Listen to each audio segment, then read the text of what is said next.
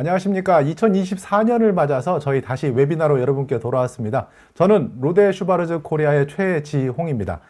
오늘 저희 준비한 웨비나는 UWB 관련된 내용으로 저희 준비했습니다. 오늘 그 현장에서 여러분께 자세한 내용 설명드리고 말씀드리기 위해서 저희 회사 기술지원팀에 근무하는 이성훈 매니저 자리에 함께 해주셨습니다. 이성훈 매니저님 인사해 주시죠. 안녕하십니까. 로데 슈바르즈 코리아의 이성훈입니다. 예. 어떤 일 하시는지도 잠깐 말씀해 주시면 좋지 않을까요? 네네. 저는 한국에서 저희 로데 슈바르즈 장비에 대해서 기술 지원을 하고 있고, 주로 이제 뭐 국내 큰 기업부터 스몰 비즈니스까지 다 지원을 하고 있습니다. 예, 저희가 그 국내에서 저희 로데 슈바르즈 코리아로 이제 업무 지원들을 하고 하는 부분들을 말씀을 드리면, 저희가 이제 테스트 메저먼트라고 불리는 측정 관련된 쪽으로 저희 측정 솔루션들을 공급을 해드리고 있기 때문에, 이제 저희가 영업이라든지 뭐 기술 지원이라든지 관련된 어떤 그 서비스에 관련된 부분들, 이런 부분들까지 전부 다 저희가 함께 저희 로데 슈바르즈 코리아에서 지원을 해드리고 있고요.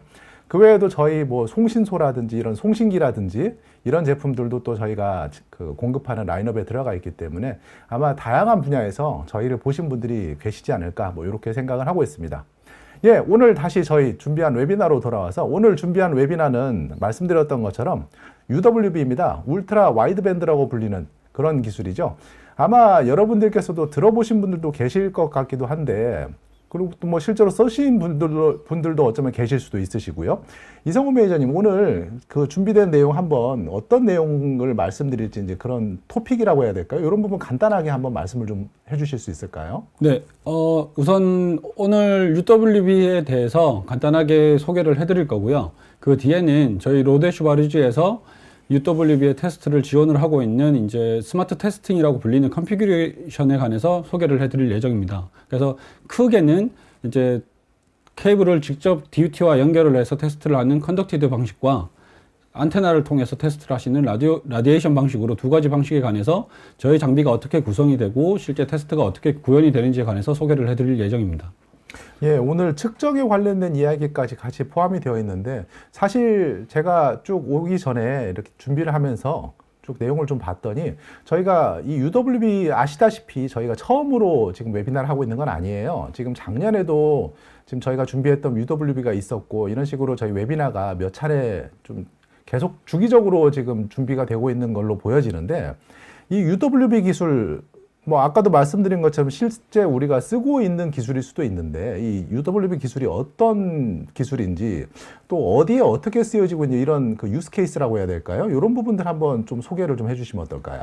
네, 대표적으로는 이제 사용하고 계시는 핸드폰에서 UWB 칩셋이 들어가 있는 핸드폰 계열들이 있으세요. 뭐 A사부터 S사까지 다 이제 그 하이엔드급에는 UWB 칩셋이 적용이 되어 있고, 그 UWB 칩셋은 이제 스마트 태그라든지 디지털 키로 실생활에 현재 사용하고 계신 분들이 있습니다.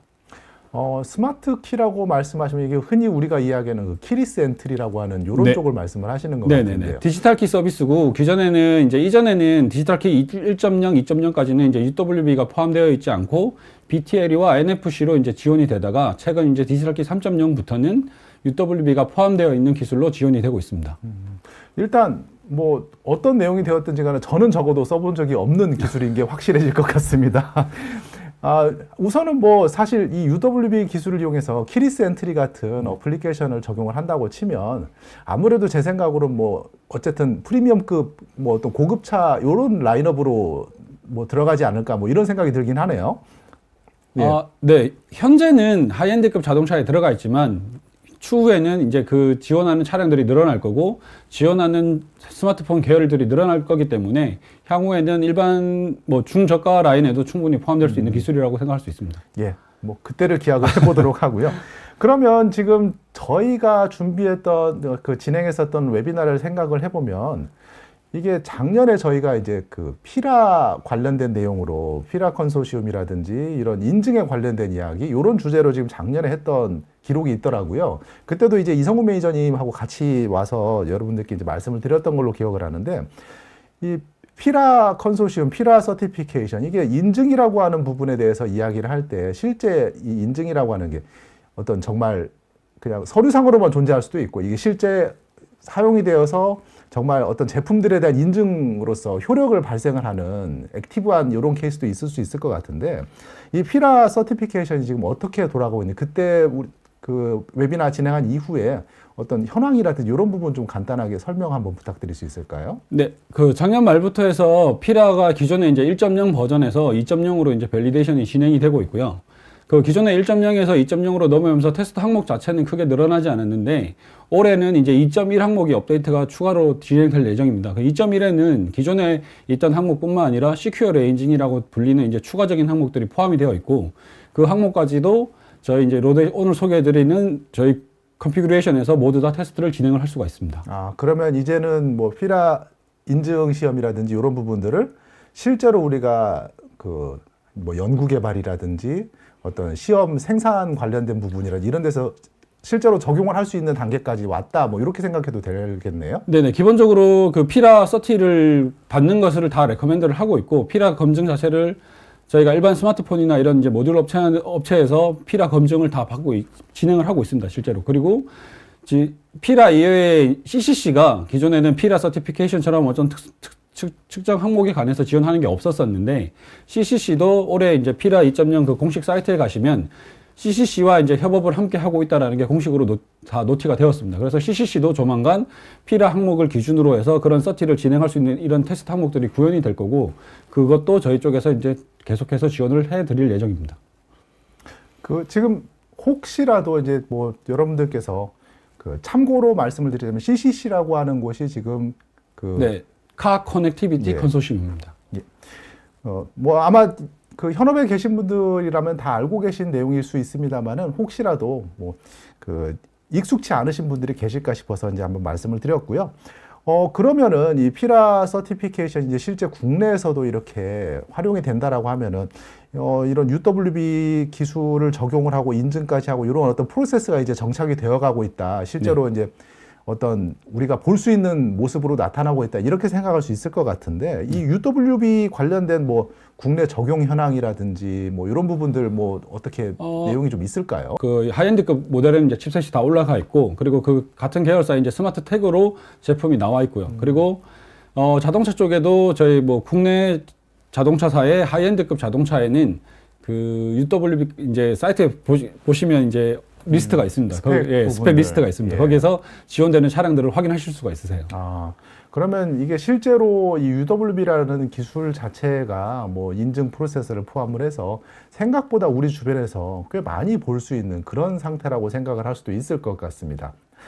예, 지금 오늘 말씀드리는 내용은 이제 좀 더 실체적인 내용으로 어떤 측정을 어떻게 할 것이냐, 그리고 이제 이런 부분에서 실제 적용을 할 때 저희 로데 슈바르즈가 제공해 드릴 수 있는 그 스마트 테스팅이라고 하는 개념이 또 어떤 식으로 여러분들께 실질적인 도움이 될 수 있을지 뭐 이런 부분들을 함께 보실 수 있는 그런 기회가 아닐까 생각이 되기도 합니다. 저희 오늘 준비한 웨비나는 저희가 직접 저희 로데 슈바르즈 코리아에서 준비한 내용이라기보다는 저희 본사에서 저희 독일 본사에서 글로벌로 진행을 했던 웨비나를 저희가 그 한글화를 통해서 여러분께 제공을 해드릴 내용으로 준비를 했습니다. 그래서 여러분들 내용 한번 쭉 보시면서 어떤 식으로 어떤 내용들이 정말 더욱 편리하게 측정이 가능한지 이런 부분을 보시면 좀 더 어떤 유용한 내용이 되지 않을까 이렇게 생각이 되기도 합니다. 오늘 뭐 항상 그래왔지만 뭐 동영상 다 보시고 나서 마무리에 또 저희 Q&A로 여러분들 그 질문 올려주신 내용들에 대해서 답변을 드릴 예정이니까 여러분들 궁금하신 부분 있으면 언제든지 지금 이 채팅창을 통해서 질문 올려주시면 될 것 같습니다. 네, 그러면 지금부터 준비된 영상 보시면서 함께 내용 보시고 한번 또 어떤 내용들이 나오는지 한번 함께 확인해 보시겠습니다.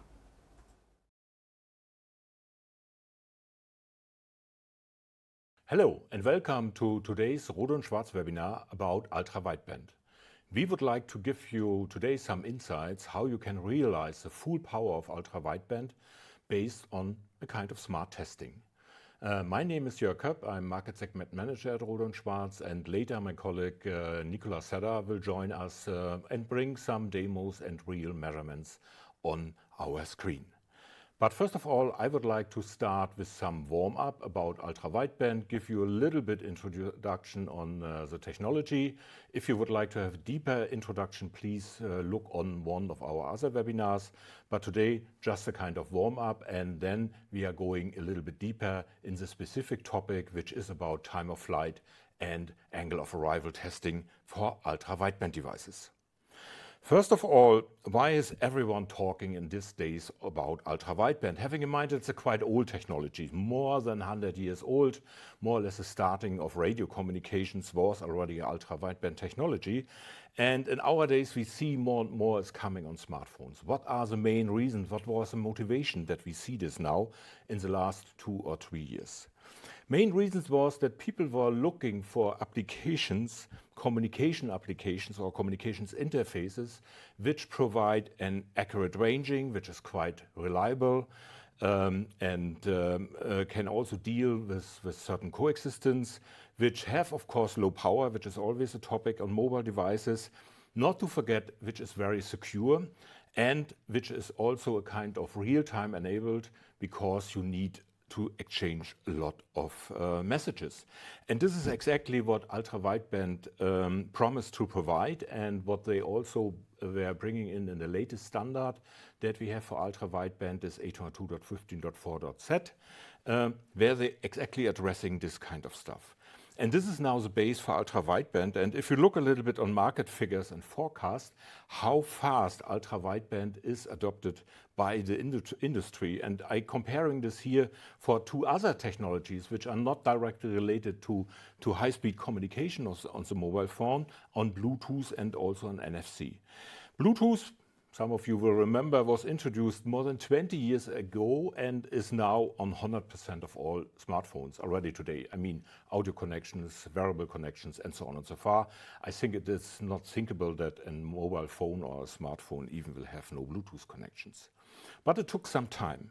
And then we are looking on NFC, which we are using in our days, especially for payment applications. And this was really taking off just in the last couple of years, and probably also the COVID time had some reasoning for this. And this was starting in 2007, and based on some forecast, I think from AB Research, we can expect in 2027 that around 72% of devices, of smartphone devices, will support NFC applications. As I said, mainly around payment. Ultra-wideband, I think, was first introduced by Apple's iPhone in 2019. Samsung was following quite fast, probably in the same time frame. And we can see it already on a lot of smartphones, especially high-end smartphones. And to be honest, I'm using this heavily to find my goods and so on and so far. And there's expected as already in 2027, some years later, we have already half of the smartphones around equipped with ultra-wideband. So compared to the other technologies, quite fast. And you see there is obviously a demand for these other applications. What are these applications? It started all with this accurate ranging and direction finding. So asset finding, I mentioned already. Of course, navigations, especially indoor navigations. If you're looking more on enterprise applications, then it's tracking of goods, finding something, and also warning if somebody goes in a certain area on something like this. And also as a kind of anchor for augmented and virtual reality applications. But the industry, and I will talk about FIRA later, and FIRA is one of the main organizations driving this, especially the interoperability and specifications for this applications. We see more, and this goes more really in keyless access, which is also a topic for the automotive industry with the Car Connectivity Consortium. Presence detections, for example, for tablets, for smartphones, probably in the future. We see this actually mainly for PCs and laptops. And then all this kind of payment-related ticket validation, something like this. For this, it is especially necessary to have really secure proximity. So it's not only that you are able to make an accurate ranging estimations, it must be also secure. That means nobody else or nobody, a hacker or whoever, is able to manipulate this. Therefore, secure proximity for this kind of features. And then we see already this kind of sensing applications, vital sensing, where you can also use ultra-wideband. Some applications are already on the table, and we see more and more also in the standardization, especially if you're looking on next generation ultra-wideband. I will come to next generation wideband just shortly in the end.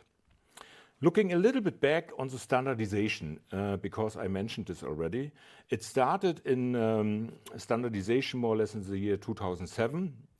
With the first standard in this big standard from IEEE 802.15, where you, for example, also find standards related to Zigbee, Wi-SUN, and so on and so far. There's a standard first definition of ultra-wideband. Then some years later, or a lot of years later, more or less 10 years later, a couple of organizations were also popping up. You see here some which are really as industry organization driving ultra-wideband. There's ultra-wideband consortium, the FIRA consortium, Omlogs, more on industrial applications, the car connectivity consortium, and we see in the meantime a couple of other organizations which are like to use ultra-wideband. The standard where this is related is the 802.15.z, and this is more the standard that we are talking today, and where also the demos that you see today are related to. Actually, we have the next generation ultra-wideband. I mentioned this already, expected to be ready, let's say next year, probably a little bit later. I think there's a little bit delay. We have actually the first draft on the table, so a lot of discussion. So that's the reason that I'm able to talk a little bit about this, what is in this next generation ultra-wideband later. Where this is coming from, just shortly, you probably know this. Ultra-wideband was defined, for example, by FCC more than 20 years ago, and it is more or less defined especially by high bandwidth, in this range, especially larger than 500 megahertz. This fractional bandwidth, and also by very low power. You see this here, this 41 dBm per megahertz, so the spectral density. Just to compare this, here you see, for example, Wi-Fi in the 6 gigahertz band for a standard access point or for a low power indoor access point, so much higher power in these areas. That's the definition. If you look where we are operating ultra-wideband now, at least from the standard point of view, then we have a single channel and a sub-gigahertz band, which is probably for very special applications. We see not so many, to be honest. Then we have this low band with a couple of channels here, with some applications. For example, Omlogs is also one of these channels. And then we have the high band, and you see here, especially the 500 megahertz channels are all used by FIRA, or at least part of FIRA, and also the CCC is using 2 of these channels. So this is more the main playground from 6 to 10 gigahertz, let's say, where we have this with a bandwidth of around 500 megahertz. And you see also in some areas you have, let's say, a kind of spectrum competition, for example, with Wi-Fi in the 6 gigahertz band, or also with 5G new radio, and sometimes you have also other technologies around. But compare this, for example, for the 2.4 gigahertz spectrum, where you have Bluetooth, Wi-Fi, Zigbee, and so on.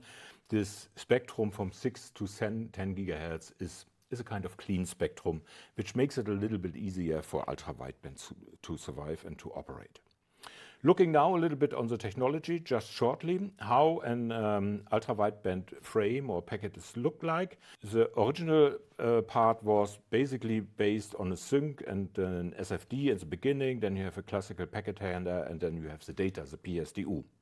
One main thing in the latest standard, in the Z standard, was that they introduced the STS, and this is all about security, because this is a scrambled randomized secure sequence, and there are different positions where you can transmit this, and therefore you have here these 3 different configurations with STS. And one, you have this here before the data, here at the end of the data, and of course, and this is also very interesting for ranging, sensing, and AoA application, you have just the sync and the STS, because you have not to transmit any data. You would just like to have the communication packet and the STS sequence for security purposes. If you look a little bit on the modulation that we have in the set, and this is now called HPRF Enhanced Ranging Devices. Formerly we had just ranging devices, now enhanced ranging devices, and we have here 3 modes. 1 for BPRF and 2 for HPRF, BPRF base pulse repetition frequency, which is also a little bit compatible to the to the former standard for ranging devices, and with higher pulse repetition frequency. What does it mean? For BPRF, you see this here, we are using BPSK, BPM modulation. What does it mean? BPSK means you have a certain polarity for the pulses, for the pulse sequences that you have. This is one coding in the modulation, and the other coding is the burst position modulation. So that means the other bit is saying what is the burst position. If you look on this figure here, you have here the symbol. The symbol is essentially split in two parts, and the first burst position is here, the second is here. In fact, you have sometimes 4 positions. So that means you have also can do in this rate or in this or in this or in this. And then you have a certain pulse sequence with a certain polarity. Based on this, you have a mean PAF here of just 64 megahertz and a peak PAF of 500 megahertz. That means the pulses itself are very close together, but you have a lot of time where you have no pulses. If you go now in HPAF, then you have a higher mean PAF. So you have doubled here the PAF, the mean PAF, but you have here just a half of the peak PAF. That means the distance between the time distance between the pulses is larger, and the main difference is you are not coding with a burst position anymore. You are using both burst position here and here for the pulse sequences and the polarity by a certain mapping and so on and so far. You see also for this and this for BPRF and also here for HPRF with this pulse sequence, and the end of the day is we just look on the bit rates, that's in the same area of around 7 megabit per second. And now is the last part. Here you have a mean PRF of 250 megahertz. That means the symbol time is much shorter, as you see here. And you have also a peak PAF of 499 or 500 megahertz. And this results then in a higher bit rate of, on the physical layer of around 30 megabit per second. Overall, if you look now how this looks like, then you see here an ultra-wideband packet. It starts with a sync with a certain pulse sequences. Here you have the STS with a certain sequences. And here then you have, based on the modulation, the PSDU with a certain sequences. This just shortly about the technology. As mentioned, just watch one of our other webinars or read our white paper, then you get more information about this. Looking on testing, there are more or less 3 areas of testing where test requirements are defined. There's a standard conformance, IEEE. Then we have, of course, regulatory compliance, as for every wireless technology. And then organizations that are more looking on interoperability certification. One most important one for us actually is the FIRA consortium, but we have also the CCC, which is working on this, and we will see something coming soon. Just 2 examples. Of course, you have a spectrum mask here for ultra-wideband as well. As we are looking on pulses, you have here also a pulse mask in the time domain, that the pulses follow certain rules in this area. And we have a quite new parameter which is comparable somehow to an EVM that we know from other technologies like Wi-Fi, giving information about the transmitter quality. I would not like to go in the details because this is sometimes still in discussions how this exactly will be defined. Looking now or making now more or less a jump to this applications, which is time of flight and AoA. If we look, and you can take, for example, what FIRA is describing, the different possibilities to make ranging, then you can distinguish the 2-way ranging stuff and the 1-way ranging. In 2-way ranging, we have the single-sided 2-way ranging and we have double-sided 2-way ranging. I will talk about this in a second. And here you have now uplink TDDA and downlink TDDA, and you have here also angle of arrival based on phase difference of arrival measurements. So this is the main topic of today, where we would like to talk about and where we would like to show some examples. Single-sided two-way ranging, how you are doing this. Here you see more or less a sequence. So an initiator starts with communication with a responder, more or less saying, I would like to do some ranging. Are you ready for this? And then they are sending out a poll message here, and the responder sends back a response message. And this is the single-sided two-way ranging, because you have these 2 messages, and on the initiator side, they are measuring this time, and on the responder side this time to reply. And based on this both, then you can simply calculate the propagation time or the time of flight, make an estimation of the distance. Then you have at the end some control messages, so they are sending back the T-round result, and if the initiator would like to have the full results, of course also a measurement is a message with the results. This is quite simple, but has a problem that the clock difference between the both devices has certain impact on the accuracy of the measurements. You can get rid of this or reduce this largely if you make two double-sided two-way ranging, and looks like this. And the end of the day, you make this 2 times in different directions. And the end of the day, you see here in T-round, here in T-reply, here in T-reply, and here in T-round. And with this, you can also calculate the propagation delay or the time of flight. The other messages are essentially the same as before.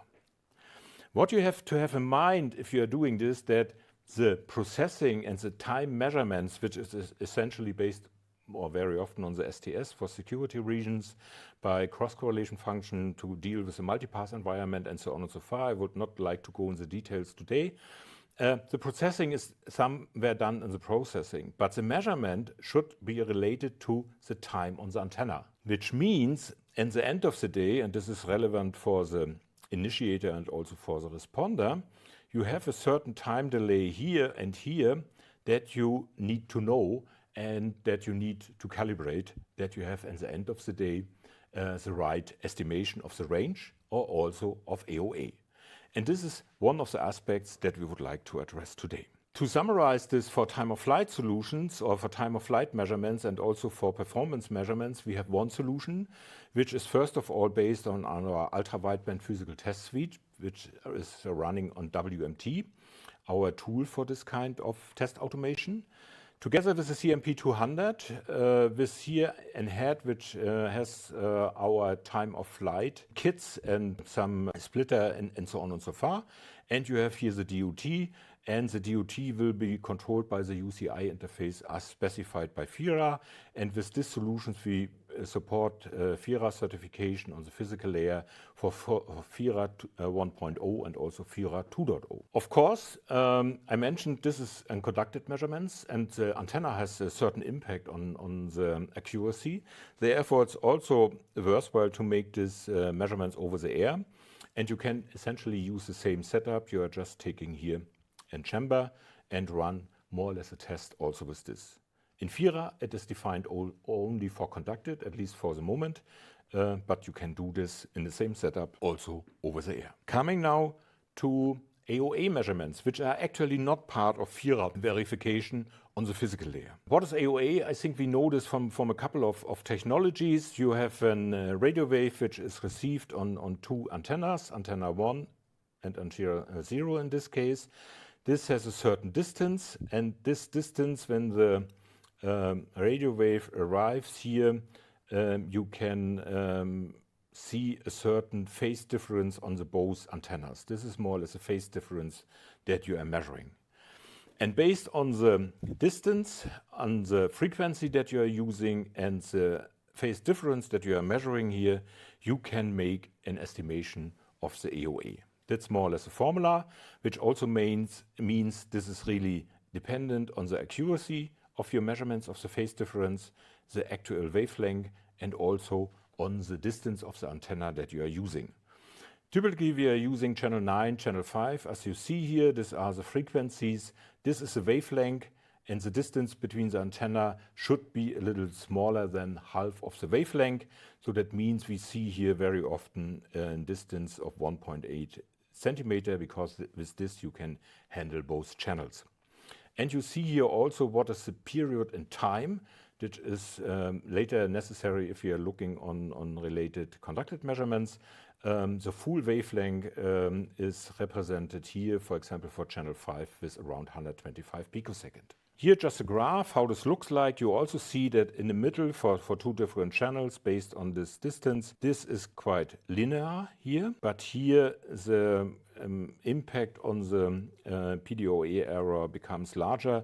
Therefore, the measurement is typically only defined in this range from -60 to +60 degree, at least in FIRA, and the error which is allowed or which is the limit is ±5 degree. If you look now on the impact on the PDOA measurements on the AoA estimation, still by an error of ±2 degree, just from the theoretical point of view.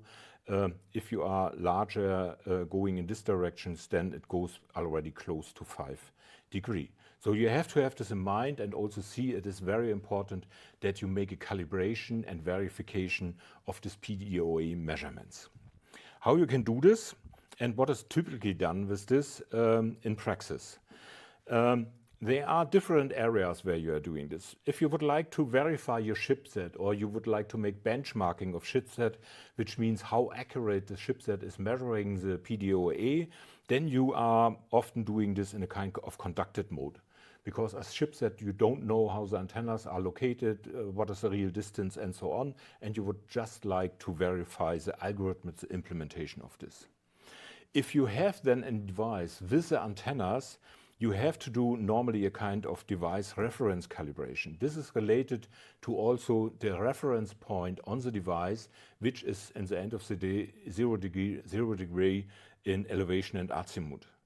But even if you are doing this for a couple of devices and say, okay, that's my calibration of the AoA table more or less for every degree, you have, of course, in productions always a kind of variation of the devices, and therefore it is highly recommended if you would like to have a certain accuracy that you make also device offset calibration.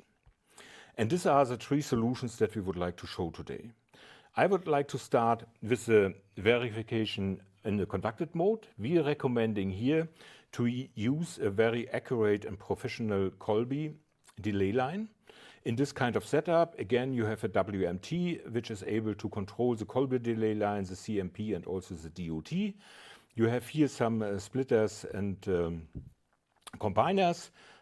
Bring this both signals to one and to the other channels of the Colby delay box and then to the antennas of the DOT. What you are seeing then, or what you have to have in mind, you have to set up a certain delay time. And for example, you see here the relation between the delay time for a single channel to the AoA measurements. And you see that's more or less 1-to-1. For example, if you have a delay of 10 picoseconds, it's around 10 degree error. So if you are doing now these measurements, you see something like this. On the first look, this looks, oh, that's quite chaotic. This seems to be not very accurate. But of course, you have a certain uncertainty of the PODO measurements on the device itself. So normally they are giving a range of ±3 or ±5 degree. What we're seeing here as AoA is 9 to 15 degree if you just look on the single measurements. But if you make some averaging, what you typically do, you are not doing just one single measurement, you see that you are very fast come to an average value, which is in this case -11 degree. So in this sense, it looks already quite good and quite stable with these measurements. What you are probably wondering that we were taking here 10 picoseconds, -10 degree, and here we have more than -11 degree. And this is exactly what you see here now. This is the difference. But please have in mind, we were just connecting this with a cable that we had, and we were not really making a total calibration of this setup. Having in mind, this is just 2 degrees or 1.5 degree, but this corresponds just to a delta of 2 picoseconds. And 2 picoseconds degree is less than 1 millimeter of cable difference. What does it mean? That means that this setup is nice for this purpose, but it's very sensitive on the setup. So in the end of the day, we really recommend to make with a VNA a very accurate measurement of this setup, that you really know what you are measuring, especially if you would like to look on the absolute values. If you just look how stable this is the first one is okay, but if you would like to make absolute measurements, then you should look on this. So this is again just on the chip. If you are going now on the device, then you need a certain definition what AoA means. that means what is the azimuth angle and what is the elevation angle. And the FIRA, and you see this, for example, also in the Android spec for the related interface, they defined, okay, these are the X, the Y, and the Z plane. And the point of reference is more or less on the center of the device. Here you have more the camera, that means this is related to the backside. And then you have probably here or on another location your ultra-wideband devices, ultra-wideband antennas, what you would like to use to measure this. Which means that you at the end of the day need really a calibration and a setup over the air. And with this introduction, I would like to hand over now to Nico, who explains you more about this over-the-air measurements. We will start first with our R&D setup with the ATS800R, and after that we will show the CMQ setup. But first, before I start the demonstration, I would like to explain our test and measurement setup in detail. So part of our setup is the CMP200, which is our combined signal analyzer, signal generator. The signal goes then to our new ultra-wideband head, which is there to improve the signal quality, to help with the dynamic range, and so on. The signal then will continue to our double polarized antennas inside of the ATS800R shielding chamber. We have here a distance between our test and measurement antenna to the DUT of about 70 centimeters, so we are in the Fraunhofer distance. The whole setup is controlled by our WMT software, which acts as a sequencer in this setup. The sequencer is controlling the CMP200, is controlling the device under test via the UCI interface, and is also controlling the positioner, gathering all the data and showing us the test results. Here on this slide we can see our in-life of our new ultra-wideband head. We have inside an amplifier to help with the dynamic range. We have also inside 4 different splitters to help with the time of flight measurement. So this is the most accurate way to measure time of flight. Then we have also programmable attenuators to be able to achieve an Eric sensitivity test to minus 110 dBm. We have 4 outputs of this device because we will use this product not only for the R&D application in over the air, but also in a production environment where we would like to put 4 different devices on one head, or maybe one device with 4 different antenna ports. Our CMP200 has 3 different ports, and on each of these 3 different ports, one ultra-wideband head can be mounted. In the ATS800 shielding chamber, we have a new positioner for ultra-wideband measurements. A positioner which is able to measure in copolarization with the test and measurement antenna on top. So this means that this new positioner will move from right to left or from the front to the back. The thing is that if you want to use the setup for a good angle of arrival characterization of our setup, it needs to be absolutely precise. And this is one of the best made positioners that we have, with a resolution of 0.01 degree and an elevation accuracy of 0.5 degrees, even at the maximum allowed weight. Both tilt ranges are going from plus to minus 90 degrees. So when we place now a DUT inside of this shielding chamber, we have to choose a reference point. So Jörg has already explained that we can choose where to put the reference point, or the reference point is given by the design, and every vendor will have a different reference point. So in this case, our DUT has 3 different antennas. So this is one antenna, this is one antenna, and this is the other antenna. As we have learned from Jörg, we need always 2 antennas to measure the phase difference between these 2 antennas. So this antenna pair here is the azimuth polarization, and this pair here is the elevation polarization.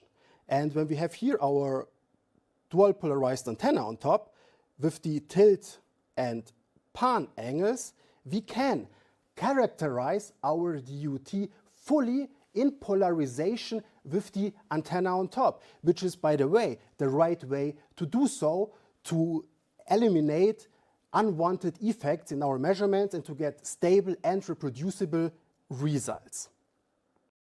Now we will come to the practical part. We will check the angle of arrival performance of an ultra-wideband device inside of the ATS800R shielding chamber. The DUT is inside and we have chosen 12-degree steps for each of the polarizations. Now, let me start the demonstration. For the visualization of the results, we have created a GUI with 4 plots. So in this plot here, we can see for the tilt angle the behavior of the DUT. So the x-axis is the position of the positioner. The y-axis is what the DUT is responding. So the ideal line would be this dashed line. And all of these points should be on this line if everything would be perfect. On the right plot, we can see the offset about this. So we say plus minus 5 degrees would be a good threshold, but we can see that some of the measurements for the tilt angle is not within this threshold in our measurement. For the pan measurement, we have the 2 plots down here. So we will also step these through with 12-degree steps, as you can see, and we have the same measurements in offset visualized on this part. And as we can see for the pan angle, it seemed to have a better performance for angle of arrival. These DUTs come normally with a preloaded PDOA table. This means that the measured phase difference corresponds to a certain angle. But this is only valid for the device itself. Yeah? If the chipset gets integrated in another design with a different front end, different antenna spacing, a different reference point, then they will also have a different characteristic for the performance. This solution can help to generate own data for a PDOA table and recalibrate the device to ensure the best possible performance. So now we have finished the characterization of our DUT. With these values, we can make sure that in our production environment, we make a precise calibration and verification of the end product. For that, we do not need a high accurate positioner as we have it in the ATS800R. It is enough to have a shielding chamber which is big enough to respect the physics and antennas placed in fixed position. What is always part of the setup is an antenna placed at 0 degree to run the calibration and verification. Optional, there can be antennas placed at any angle wished by the customer. Now, let's first see the setup, and then afterwards we will show a practical demo again with our CMQ shielding chamber. The CMP200 is again part of the setup, same as the ultra wideband head. But we have changed the shielding chambers. We have now a CMQ200. What's important also in production is to have the antennas positioned correct with enough space between the DUT and our measurement antennas, which we can do in the CMQ200 shielding chambers. This kind of flexibility to put the antennas in different positions is very important because every device design will have unique characteristics and therefore also unique weak spots, as we saw in the characterization of the DUT with the ATS, which can be then verified and then also compensated through the new PDOA tables. Therefore, it's very good to have a shielding chamber with a lot of flexibility. So the shielding chamber that we are recommending for these kind of tests is the CMQ200, which can be seen here in the slide. This shielding chamber has a very high shielding support of 80 dB. It goes from 0.3 to 14 gigahertz and is perfectly suited for these kind of multi-antenna setups which are required for that. So now let's come to the practical part again with the CMQ. Here we can see the setup from the CMQ from above. So we have removed the top cover of the CMQ so that you have a better picture about the flexibility where we can position the different antennas. So we have removed the DUT, but you can see the laser where it's pointing. So this will be the position where we will put the DUT for the demo. We will run now the verification for the 0 degree angle for channel number 5 and channel number 9. If needed, then we will calibrate it and run again the verification. As a sequencer, we use WMT. So we run now the application. Oh, the verification for channel number 5, 0 degree, went so passed not the threshold criteria. Channel number 9 was fine. Now we need to do the calibration of the offset. So we can see for channel number 5, 0 degree, that we have more than a 5 degree offset. So we have a failed test case. We have run then an calibration. We have run here, as you can see, we have here a mean value now of 0.54 degree, which is much better than before. Then we have run again the verification, and as you can see here, we have now a passed test case. So this would be a typical verification and calibration procedure in a production environment. As you have seen, we have solutions for every use case, for the over-the-air use case, for R&D and production. And also, Jörg has previously shown the use cases of using the CMP200 conducted for FIRA measurements in R&D, and also together with the Colby delay line for angle of arrival measurements in a conducted mode. But we, as Rohde Schwarz, have not only ultra-wideband solutions based on the CMP200, we have also more. But this part will be covered by my colleague Jörg. Back to you, Jörg. Yeah, thank you very much, Nico, for this impressive demos of these solutions for AoA. I hope you have now a good feeling what kind of solutions we are offering exactly for these purposes in these different areas. And then it's a good point to look also on the complete portfolio that we are offering for our ultra-wideband solutions. And I would like to show this just shortly. And of course, we would like to support you in device or in chipset development. We would like to support you in integration, also in conformance testing, whether this is regulatory testing or FIRA, or in the future also CCD testing, and of course, not to forget, in productions, we saw on the end in related applications. Of course, AoA is not the only thing that you need to test in production. What are our offerings? You saw today our both chambers, which are especially tailored for ultra-wideband applications. We talked a lot about the CMP200, which is a base instrument for all the solutions, and not to forget our ultra-wideband test suite, which is based on the WMT, our automation framework for any kind of test automation in this non-signaling mode, also for Wi-Fi, for example. Not to forget, you can also use one of our scopes, especially here, for example, the RTP, because if you are looking on pulses and so on, it makes a lot of sense to do this in the time domain. And you can connect this with our software, the VSE software, which is a signal analyzer software, very much the same as you have on our standard analyzer instruments. And this brings me to the point. We have, of course, also ultra-wideband support on our analyzers and our generators. And here you see just for completion another box, which you can also nicely use in production. So this more or less our instruments that we use for our ultra-wideband solution. Finally, I was promising I would like to talk a little bit about the next generation ultra-wideband. we will most probably talk in detail about one of our next webinars, but I would like to give you some insights already today. What are still the applications that they would like to address?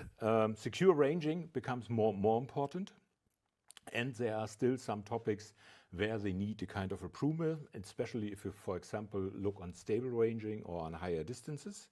The whole topic of vital sensing becomes more important. We see more applications in this. And one term, what you can say, metaverse or spatial computing, so really high-speed, low-latency interfaces, for example, to wearables or to other devices, becoming a hot topic. And exactly for these purposes, the next generation ultra-wideband standard was designed or is actually in the standardization phase.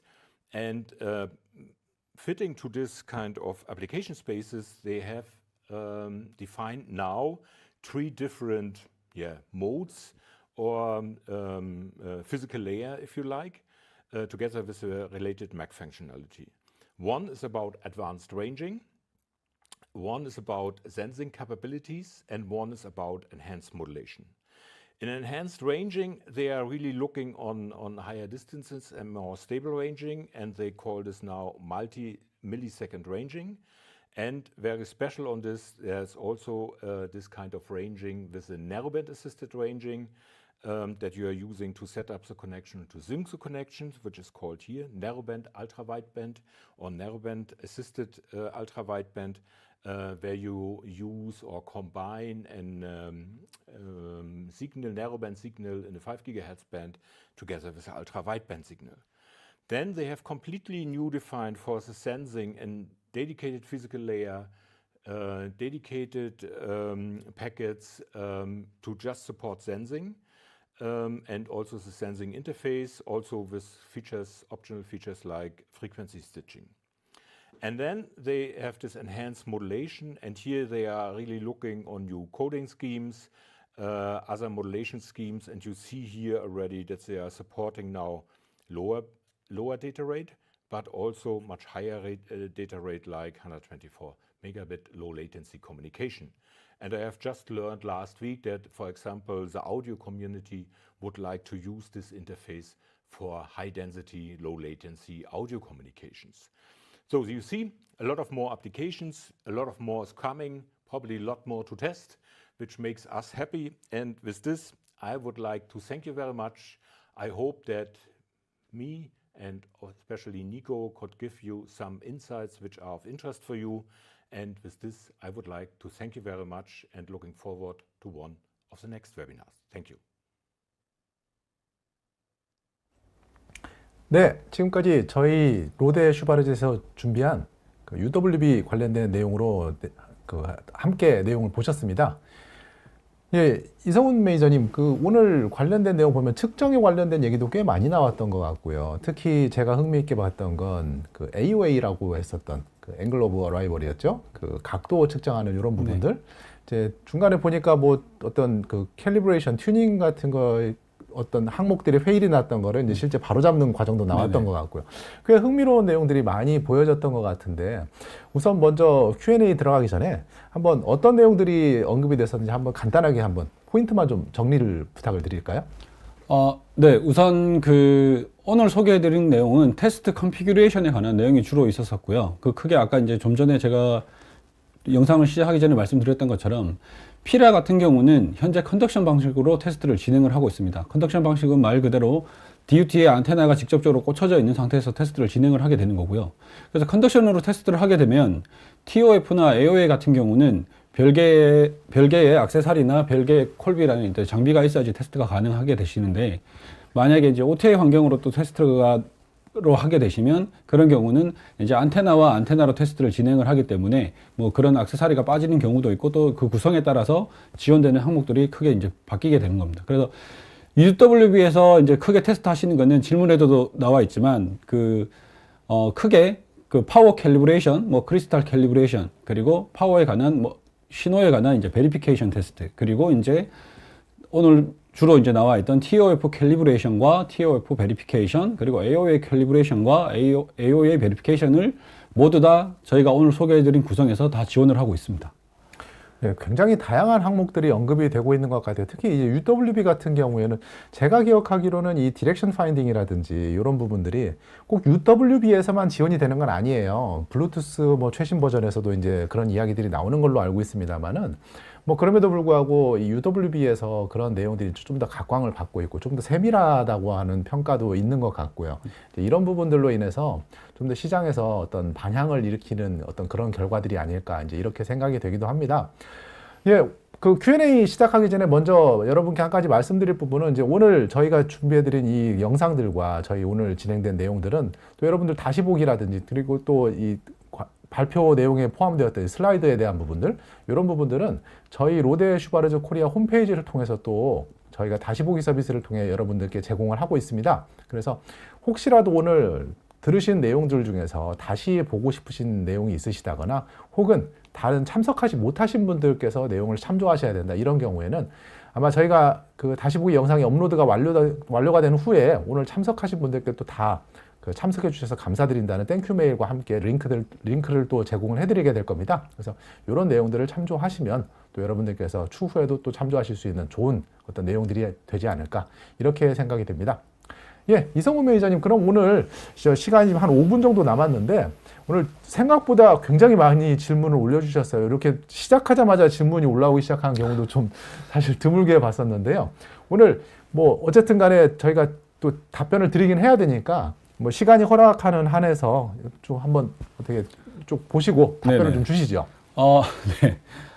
우선 처음부터 보시면 그 UWB의 주파수는 오늘 소개된 그 영상에도 있었지만은 서브기가부터 해서 10기가까지가 기본적으로 지원이 됩니다.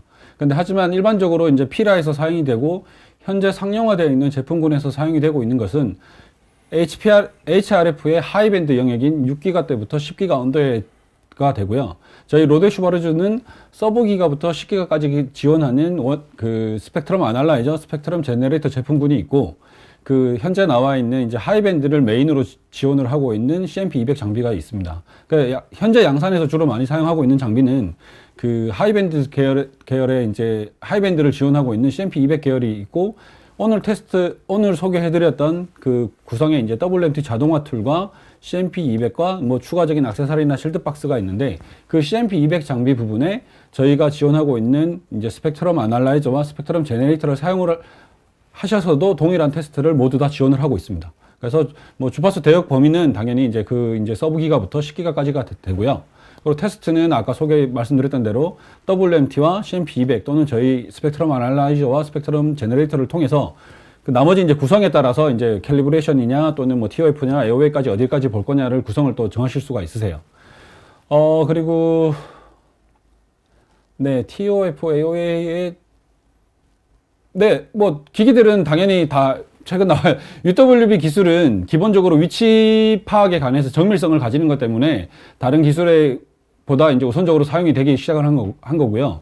사실 UWB 기술은 처음에는 이제 그 500메가 대역폭을 가지는 속도에 의해서 집중을 받았지만 뭐 마케팅적인 요소나 칩셋사나 뭐 모든 뭐 그 일반 회사에서 그런 대신 와이파이를 이제 사용을 하다 보니 사양이 되었다가 최근에 정밀한 위치를 측정을 할 수 있다라는 기술 때문에 확산이 되기 시작한 기술입니다. 그래서 최근에는 뭐 A사, S사, 뭐 자동차 메인 브랜드들까지 다 진출이 되어 있는 상태이기 때문에 향후에도 계속해서 발전해 나갈 마케팅이나 뭐 시장은 다 이제 구비가 되어 있는 상태인 거죠. 그리고 효율성이 아니라 얘는 이제 UWB는 방금 말씀드렸던 것처럼 이제 그 정밀한 위치 기술, 다른 기술들은 일반적으로 미터 단위의 아큐리시를 가지지만 UWB는 플러스 마이너스 5cm, 플러스 마이너스 5도의 어떤 스펙을 가지고 있기 때문에 그런 정밀성에 의해서 사용이 된다고 보실 수가 있습니다.